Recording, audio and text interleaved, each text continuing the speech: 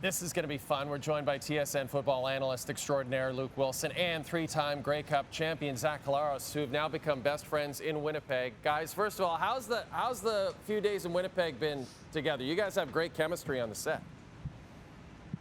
I feel like we're kind of bros now. It's been a great time. It's like step bros. Like, do we just become best friends? I'm going to be saying electric, like nonstop. My wife's going to want to kill me. Yeah, I'll take the blame for that. It's true. Electric is a big part of Luke's vocab.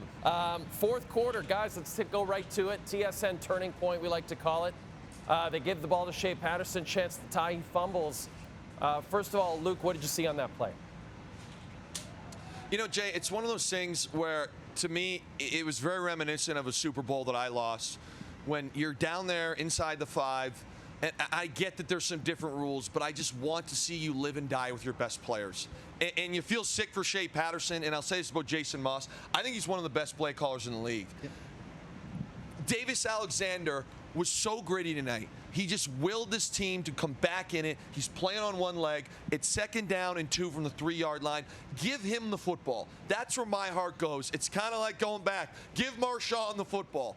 And I'll say this, if you're not going to give it to him, my next guy would have been Stevie Scott, who was averaging 5.2 yards per carry and had a touchdown. So, Zach, I'd love to hear your thoughts on this, but I just hate the fact that it ended up a fumble on Shea Patterson, who's not one of your main go-to guys. Yeah, I completely understand that sentiment. And when I get taken out in those situations, a lot of the time it's frustrating. It's like, hey, I want the ball in my hands here, especially in a moment like that.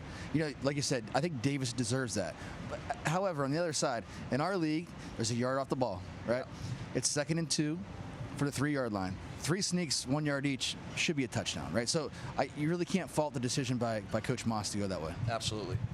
Zach, I wanted to ask you about Trevor Harris. I think everyone in the league is super happy for him, really cements his legacy, winning a Grey Cup as a starting QB. And you played with him as a backup to Ricky Ray back in 2012. You guys won a Grey Cup together. Just from your perspective, Zach, how are you feeling about Trevor Harris finally climbing the mountain and getting that Grey Cup? I'm just so happy for him. I'm so happy for his family. Being close to him, just watching him work from the moment that I got in Toronto, I sat back and said, I can learn something from this guy every single day. He leaves no stone unturned. He's the first guy in, the last one to leave. All those things that you know are cliche, that's Trevor Harris. There's nobody that wants it more than him, and I'm just really happy for him. Yeah, I'd say all week it definitely felt like kind of a team of destiny vibe because of him and his whole career. And then, Zach, I wanted to ask you about Davis Alexander. There has not been a body part talked about more leading up to a Grey Cup than Davis Alexander's hamstring.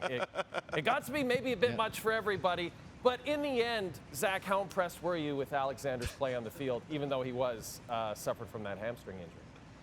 That would have been a good drinking game every time hamstring was said. Excellent drinking game. He might have been out by the middle of the first quarter. But, he was just gutsy, man. But that's kind of who that guy is. That is who that guy is. And that team feeds off of his energy. And I'm just so amazed by his performance. I don't care what the stat sheet says. The resiliency, the perseverance to continue to drive your team down the field was just super impressive. I couldn't agree more with that. But I will say, Jay, and I think Zach would agree with this, the playbook was wildly limited. We did, just because we're best friends now, we did some film prep together.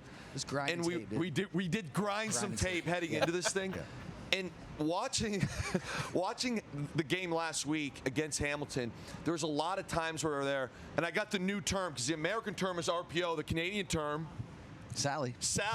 There was a lot of Sally, which is basically kind of a version of run-pass option where Davis Alexander's getting on the edge, really using his legs, putting stress on the defense that way. And right off the bat, we talked about in the first drive, they completely abandoned that. So we knew it wasn't a part of the game plan, and that did have an effect on this offensive output from Montreal. Luke, watching you guys before the game with James Duthie, who's an okay host, but you're used to better, I know that.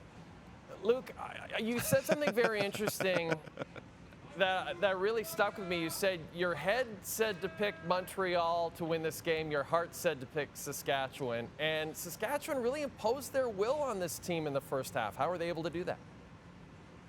Jay, first and foremost, I love that. That's a football term right there. Jay's a football guy. Impose their will. You sound like an offensive line coach, and that's exactly what they did in the first half. Oh, yeah. They came out here, they used their offensive line, despite all the chatter, Noel Thorpe, all the pressures, the exotic looks, and they dominated up front. I thought they pushed boys around, kind of sledgehammer mentality. A.J. Alouette looked phenomenal, broke a lot of tackles, and really kept them in second and manageable, or had explosive runs, and controlled the line of scrimmage and really the time of possession to create this big lead. And again, I mentioned that second and manageable because, Zach, that's got to be a quarterback's dream when you get those 2nd and 3, even 2nd and 4 situations. It's a huge deal because it limits what the defense can do, right? And we talked about Coach Thorpe the entire pregame and the entire week, really, and all those exotic pressures that he can bring. But to get into the second and manageable situations, he still brought some pressures in it, but Trevor did a great job of understanding where the pressure was coming from and getting down to his 2nd and 3rd reads. Emulus, who was the most outstanding Canadian, yakking, yards after catch, running after the catch, doing a great job there. And again, there was, I think, 1+1 pressure, 1 sting pressure. Trevor saw that quickly, got the ball to Emulus, first down. And can I add this? Your heart was with Saskatchewan the whole time. It definitely was. It was annoying. Watching that game with you was tough, dude. Will you accept my apology? Yeah, but this is my home field, man. Come on. That was sorry, tough. man. That I was like tough. Saskatchewan. Yeah, me too. But I mean, not their team.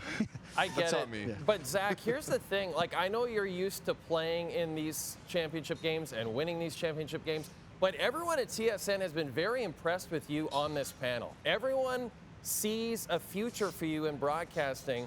You're going to have some bye weeks next year. You know, do you think maybe you could come join us next year for a little more panel work? What do you say? Would I have to come to the studio? Absolutely. Can you pay for the whole family to fly back?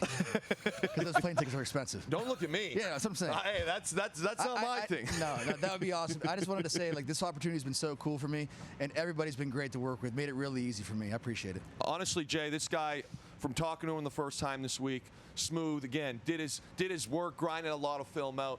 I couldn't be happier to be alongside him. I love it. And now you guys get to hang. What are you going to do now? You got the whole Winnipeg's at your oyster. You guys can do anything right now. What are you going to do?